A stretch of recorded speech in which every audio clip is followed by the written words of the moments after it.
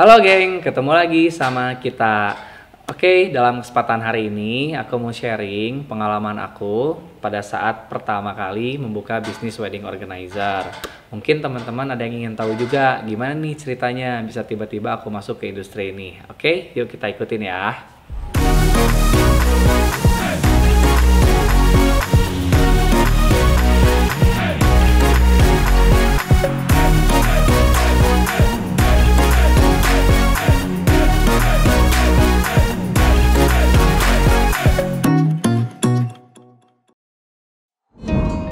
Nah, jadi mulainya itu di tahun 2010. Pada saat itu, aku bekerja di salah satu agensi perusahaan rokok ternama yang ada di Indonesia. Saat itu, aku posisinya sebagai tim leader. Mungkin teman-teman pernah ngeliat ada SPG rokok di tempat-tempat tertentu. Nah, biasanya ada tim leadernya, ada yang mengarahkan, yang ngejagain mereka, terus mengambil dokumentasi juga. Nah, pada saat itu aku tuh kerja seperti itu. Di situ aku punya teman namanya Danar. Si Danar ini sama-sama tim leader, tapi ternyata dia berkecimpung juga di bidang wedding organizer, teman-teman. Singkat cerita, ada satu momen di mana si Danar ini tuh perlu orang untuk menjadi usher atau pagar bagus di salah satu event pernikahan yang dia hire pada saat itu. Ternyata aku diajakin sama dia jadi pagar bagus tersebut. Nah, disitulah pengalaman pertama aku mengenal tentang pernikahan atau wedding. Nah, pada saat aku jadi pagar bagus itu, aku ngelihat Danar dan ada juga beberapa orang yang lainnya itu mereka keren-keren banget gitu ya, pakai jas, menggunakan handy talkie. Tapi aku sendiri pada saat itu belum ngerti apa yang mereka lakukan, apa yang mereka kerjakan. Yang pasti aku ngelihatnya keren aja sih gitu. Sampai akhirnya beberapa kali aku jadi usher, jadi pagar bagus. Tiba-tiba si WO itu kekurangan tim. Akhirnya ngajak aku lah jadi tim WO juga. Pada saat itu ya senang banget lah ya, emang pas waktu aku jadi pagar bagus juga suka ngeliatin gitu ya, kayaknya seru ya kalau ikut gitu ya, jadi bagian dari mereka, walaupun pada saat itu aku sendiri juga belum tahu kerjanya itu seperti apa. Nah, akhirnya aku nyobalah satu kali ya, aku baca polanya seperti apa, pekerjaannya gimana, sistem servisnya itu seperti apa. Alhamdulillah pada saat itu mungkin performance aku juga lumayan cepat beradaptasi ya dengan sesuatu yang baru tersebut, sampai akhirnya setelah satu kali kemudian aku diajak lagi yang kedua kali, ketiga kali, dan seterusnya sampai akhirnya aku udah nggak jadi usher lagi dan menjadi tim WO. Menjadi seorang tim wedding organizer pada saat itu adalah freelance buat aku, karena aku sendiri memang punya kesibukan kerja di tempat yang lain. Jadi setiap Senin sampai Jumat aku kerja di salah satu agensi perusahaan rokok tersebut ya. Kemudian di Sabtu Minggu biasanya aku wedding organizer untuk tambahan ya, untuk freelance. Nah, di tahun 2010 sampai dengan 2012 ya semuanya jalan aja sih teman-teman ya. Jadi aku kerja di tempat aku kerja, kemudian Sabtu Minggunya itu menjadi seorang wedding organizer. Singkat cerita, di tahun 2012 akhirnya aku mulai dikenal juga sebagai seorang wedding organizer, walaupun aku tidak punya WO ya, karena pada saat itu kan aku masih ikut juga ke orang lain yang sudah punya WO. Akhirnya ada teman aku, salah satu SPG di situ yang mau nikah dan minta tolong aku untuk menjadi wedding organizer di nikahannya dia. Akhirnya aku coba bantu dan lancar, alhamdulillah. Nah, di situ mulailah secara tidak disadari aku tuh ada perkembangan di sektor wedding ini. Jadi mulai ada SPG aku, teman-teman aku yang mulai tahu aku di wedding dan minta tolong. Jadi pada saat itu semuanya berjalan untuk menjalankan wedding sendiri walaupun belum serius ya. Kemudian aku juga menjadi tim WO di WO yang sudah ada pada saat itu. Awalnya aku hanya di satu WO saja ya, di WO yang teman aku itu. Tapi berjalannya waktu karena aku juga mulai kenal ya dengan teman-teman juga yang lain di industri wedding, akhirnya aku diajakin juga di WOB, di WOC, di WOD gitu ya. Jadi aku waktu itu kayaknya kalau aku hitung lebih dari 10 WO terkhusus di tahun 2014-an itu adalah masa di mana wedding organizer itu tuh sudah mulai tumbuh, sudah mulai banyak banget bermunculan. Setahu aku dulu di bawah 2014 itu ada tapi tidak banyak. Tapi kalau dari 2014 ke sana itu tuh banyak banget ya. Nah, jadi pada saat itu aku masuk ke WO juga. Nah, di sisi yang lain, karir aku di industri yang agensi perusahaan rokok juga cukup baik, teman-teman. Jadi pada saat itu aku dari mulai tim leader, aku diangkat jadi koordinator tim leader, kemudian jadi asisten supervisor, kemudian jadi seorang supervisor. Nah, puncaknya itu di tahun 2015 emang. Pada saat itu aku diposisikan menjadi DST manager. Jadi posisi aku tuh dari mulai satu Java, kemudian nasional. Aku pegang 15 kota, Jawa Barat, Jawa Tengah, pada saat itu Jakarta Selatan dan Depok. Jadi intinya sih aku udah cukup sibuk banget di sini. Yang tadinya aku hanya meng-hire satu area, satu kota ya, sedangkan tiba-tiba sekarang menjadi 15 kota. Dan di sisi yang lain di wedding ini juga aku udah mulai sibuk banget. Yang tadinya aku ikut ke orang lain, malah sekarang udah mulai banyak nih orang-orang yang minta tolong ke aku. Dari mulai teman, dari mulai saudaranya teman, dari mulai orang yang tidak dikenal pun itu sudah mulai ada yang nanyain. Nah, itu benar-benar masa-masa yang cukup berat banget buat aku ya. Khususnya di tahun 2015 dan 2016, teman-teman. Kenapa?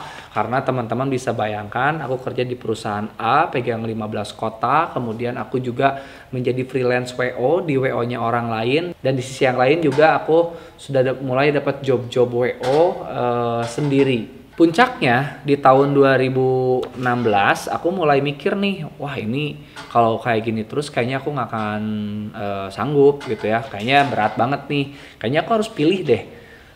Kalau dulu sih aku jelas ya pasti pilih kerja di perusahaan aku sebelumnya, karena itu juga gak gampang sampai ke posisi saat itu.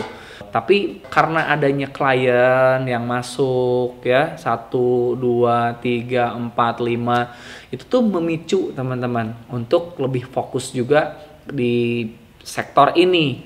Kayaknya ini bisa jalan juga ya gitu ya. Tentu pertimbangannya tuh nggak gampang banget, perlu waktu, perlu pemikiran yang cukup panjang. Karena kalau di sini sih aku bisa aman nih, udah nyaman di posisi ini, tapi tetap aja berat ya. Kalau kita kerja di orang lain itu kan harus mikirin jam kerja, harus mikirin report ya, harus mikirin arahan seperti apa dan lain-lain. Nah, akhirnya aku harus ngambil keputusan ya. Pada saat itu aku putuskan untuk fokus di bidang wedding, meninggalkan pekerjaan yang selama itu juga aku mulai dari bawah sampai saat posisi itu ya. Dengan berat aku harus memutuskan. Akhirnya aku fokuslah di bidang wedding. Hal pertama yang aku lakukan pada saat membuka bisnis wedding, pada saat itu aku langsung cari kantor. Satu, biar aku lebih serius. Yang kedua, biar aku nggak galau ya. Kenapa? Karena teman-teman bisa bayangkan, aku kan kalau kerja di tempat sebelumnya udah nyaman banget ya, punya ruangan sendiri, ngantor setiap hari, punya job desk yang jelas gitu ya. Sedangkan tiba-tiba sekarang keluar, misalnya tiba-tiba diem di rumah, kebayang nggak ya secara moral juga kita ke keluarga seperti apa, kok tiba-tiba jadi diam gitu kan, atau seperti apa. Nah, cara satu-satunya pada saat itu menurut aku adalah harus membuka kantor, sehingga aku tetap ngantor seperti sebelumnya tapi di kantor sendiri dan di bidang yang berbeda. Tapi memang sudah aku jalani juga dari lama. Akhirnya pas begitu aku punya kantor, terus ini seperti apa ya? Ini gimana ya? Aku perlu teman otomatis ya untuk ngejalanin ini semua. Karena kayaknya kita nggak bisa berdiri sendiri. Pada saat itu aku open recruitment. Sebetulnya aku punya banyak teman yang udah jalan di dunia wedding. Tapi kayaknya lebih enak kalau orang baru, biar ngedevelopnya juga enak, terus kinerjanya juga bisa seiring dengan yang kita mau. Karena pada saat itu aku udah pikirin matang-matang, aku udah punya konsep itu mulainya itu dari mana, kemudian flow-nya itu akan seperti apa, strategi yang akan dilakukan seperti apa. Jadi aku tinggal perlu orangnya aja untuk ngejalanin itu, untuk ngedampingin aku untuk bergerak sesuai dengan yang sudah direncanakan tersebut. Nah, akhirnya aku ngerekrut lah 2 orang ya, mereka tuh temenan, jadi pas ngelamar itu emang datang berdua. Jadi sekian banyak yang aku interview, akhirnya aku pilih mereka ya. Nah di situ akhirnya kita mulai jalan. Pada saat memulai itu benar-benar berat banget ya teman-teman ya, karena kita mau menjual sesuatu, sedangkan yang kita jual itu brandnya itu orang belum tahu ya. Kemudian setelah itu juga kita masih baru, karena untuk industri wedding ini tuh berbeda dengan industri yang lain. Contoh misalnya kalau kita industri makanan, misalnya kita buka kafe gitu ya, pasti orang itu tuh kita kesana yuk, itu ada kafe baru gitu.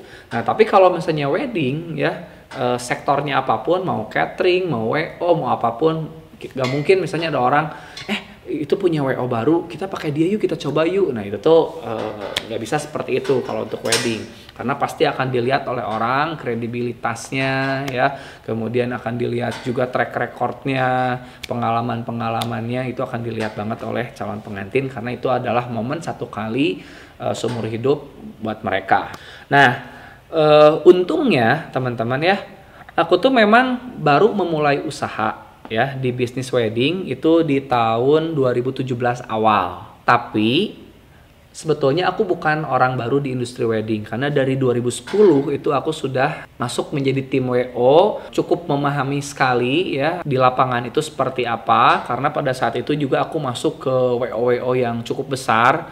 Jadi event-event besar ya seperti public figure, pejabat, atau event-event besar itu aku udah biasa juga gitu ya.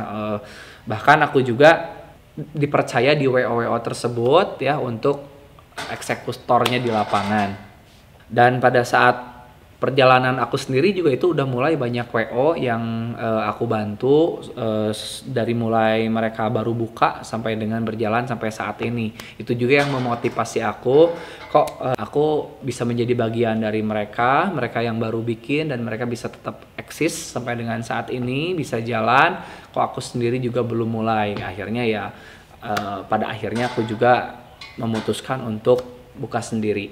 Nah, aku udah punya kantor, udah punya tim, kemudian sekarang tinggal menjalankan strateginya seperti apa ya. Aku banyak banget belajar di perusahaan sebelumnya tentang strategi, baik itu marketing, menjalankan suatu event, dan lain-lain.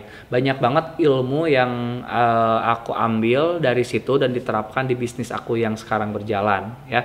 Karena sebetulnya polanya menurut aku nggak beda jauh. Kalau dulu misalnya aku ada event, misalnya eventnya Sonrenalin, DWP ya, misalnya ada Ultra, dari mulai event-event kecil sampai event-event besar itu tuh udah biasa sih aku meng-hire. Kemudian karena aku posisi dulu di perusahaan lama juga cukup lumayan, udah biasa juga jadi ngobrol-ngobrol dengan orang-orang yang memiliki kualitas lah ya, memiliki pendidikan yang baik, kemudian intelektual yang baik ya, posisi yang baik juga. Jadi aku udah terbiasa banget untuk hal seperti itu. Dulu kalau misalnya aku mau cover satu event, itu kan harus jelas ya eventnya kapan, berarti harus ada rekrutmennya kapan untuk menyiapkan SDM-nya, kemudian nanti briefingnya kapan, skema komunikasi yang akan digunakan itu seperti apa biar sama merata, kemudian konten si eventnya seperti apa. Nah menurut aku itu mirip banget dengan wedding ya. Jadi kalau wedding juga ini anggaplah satu event ya, puncaknya itu adalah di hari H. Itu aku tinggal bikin aja timelinenya, waktu yang ideal untuk pre-wed itu kapan, waktu yang tepat untuk fitting itu kapan, untuk meeting keluarga kapan, untuk meeting vendor kapan, sampai dengan menuju ke hari H.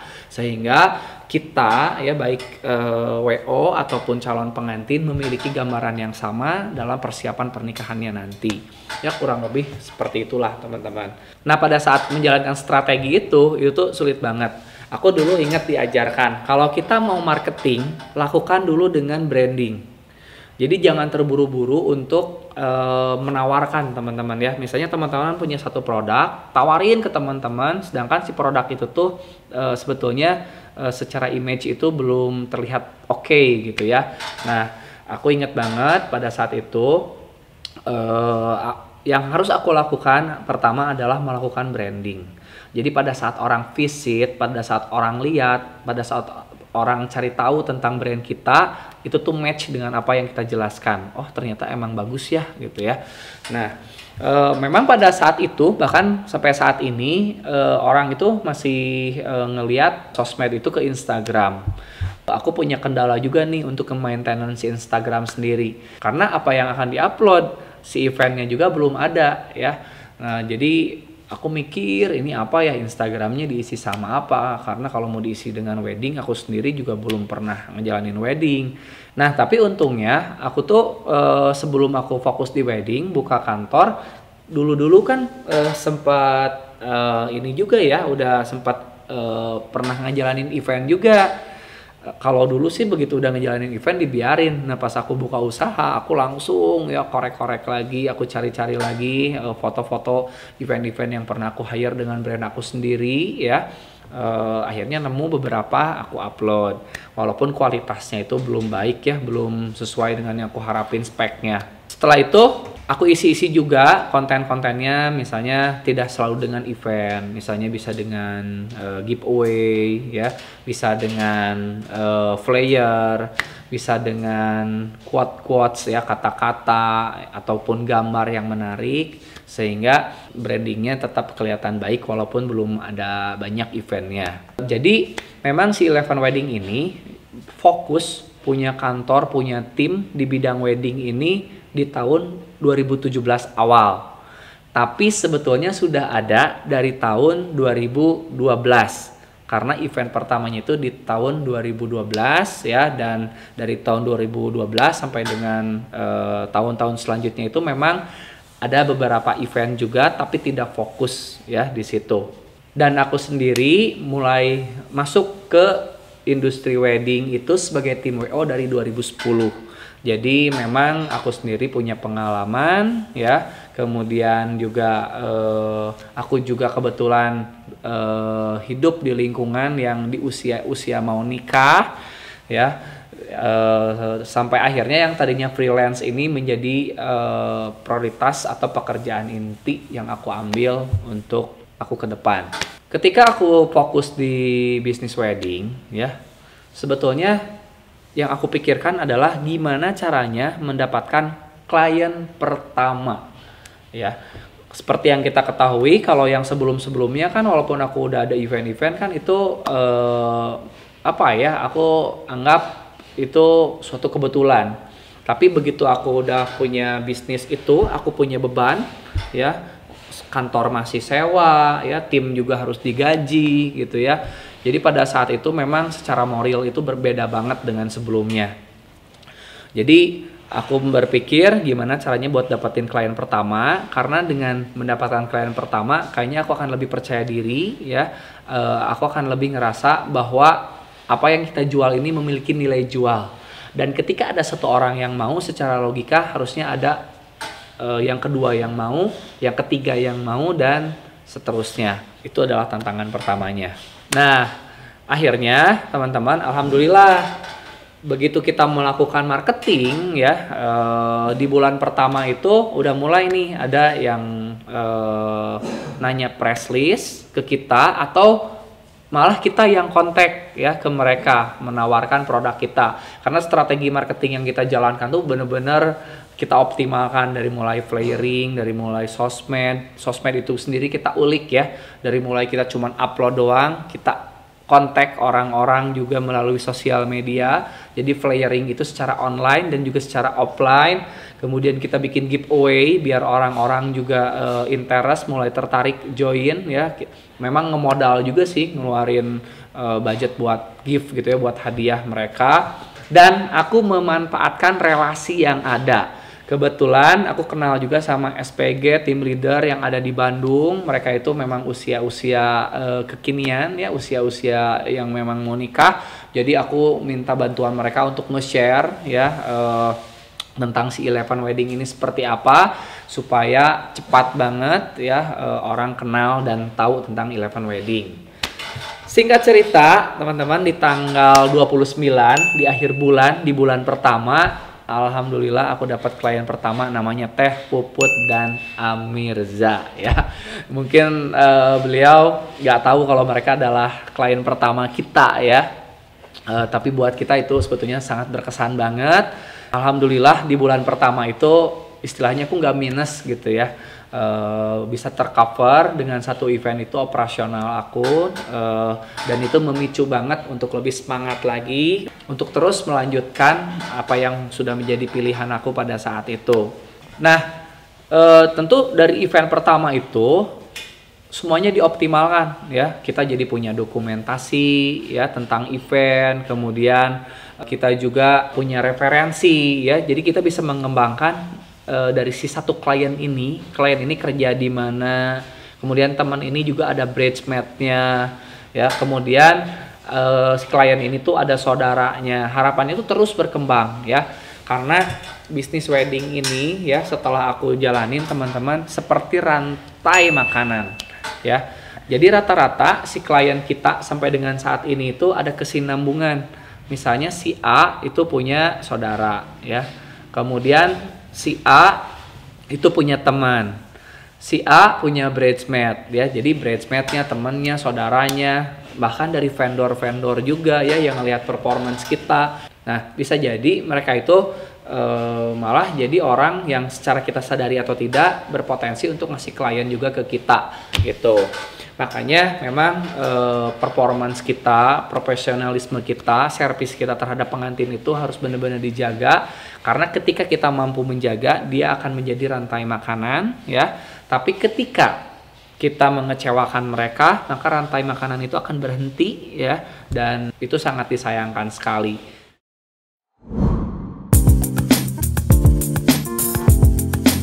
Untuk memulai bisnis ini ya, intinya kan kita harus dikenal, karena memang belum dikenal.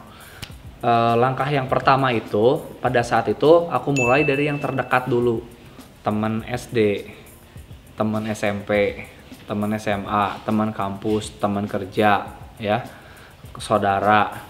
Nah, saudara juga punya teman, aku minta saudara kontak teman-temannya ya. Pokoknya terus ya seperti itu teman-teman, biar brand kita tuh makin dikenal. Kalau kita ada satu strategi misalnya giveaway, biar giveaway itu juga diikuti oleh banyak orang, itu seperti apa. Nah, caranya itu seperti itu sih. Kalau pada saat itu aku bener-bener nge-push banget ya, kita bikin kontennya apa, kita pikirin strateginya seperti apa, biar orang-orang tuh mulai interest, biar orang-orang itu mulai lihat tentang si Eleven Wedding ini seperti apa. Sorry ya teman-teman ya kalau misalnya aku jelasin ini agak cekclok, karena aku juga on the spot nih ya ngejelasinnya, tapi mudah-mudahan ada yang bisa ditangkap dari sharing yang aku lakukan dalam kesempatan hari ini.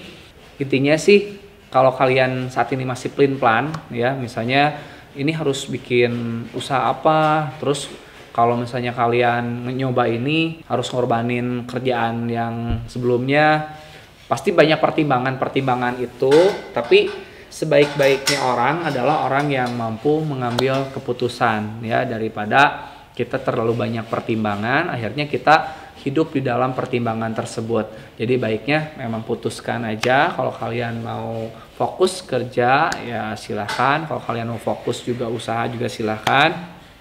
Yang penting sih fokus, karena dari pengalaman aku kalau jalan dua-duanya itu malah nanti takutnya nggak profesional gitu ya, nggak optimal di dua-duanya.